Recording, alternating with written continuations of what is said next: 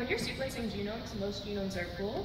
You either sort of take samples from different tissues, or you sometimes pool together individuals so you can get enough material for sequencing the genome. And so genome assembly summarizes this diversity across the pooled genomes then. This is particularly important when you're sequencing pathogens.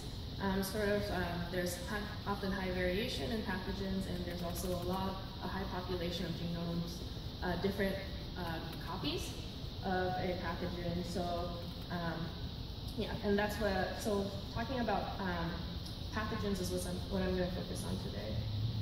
So the main question of this talk is about pathogen transmission networks. So clinicians are often interested in the transmission network, so the network that sort of describes the transmission links between patients, and clinicians are interested in this for both like preventative and like treatment reasons. Patient contact histories are generally hard to get. State of the art currently is to do consensus sequences. So you have this whole you have this whole population of genomes.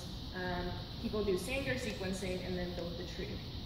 And I think in a few other talks, people have already trashed consensus methods, but I'll just, we did a like small simulation study. This is just a 5-taxa tree. On the left is sort of the true tree that we simulated, and on the right is a reconstruction of the tree using consensus sequences from the population of genomes on the tips. And as you can see, the trees don't correspond. The colors are the different individuals. And when we computed the Robinson-Folds distance, it was also maximally distant. So consensus sequences don't always lead you to the patient phylogeny. So then, what can you do? Well, the thing is, so our hypothesis is that, we only care about the between-patient relationships, at least for the purposes of building transmission networks. You do care about phasing genomes for other applications.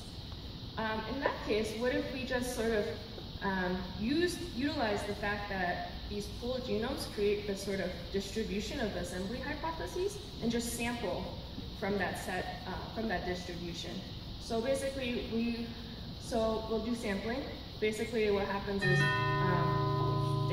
we know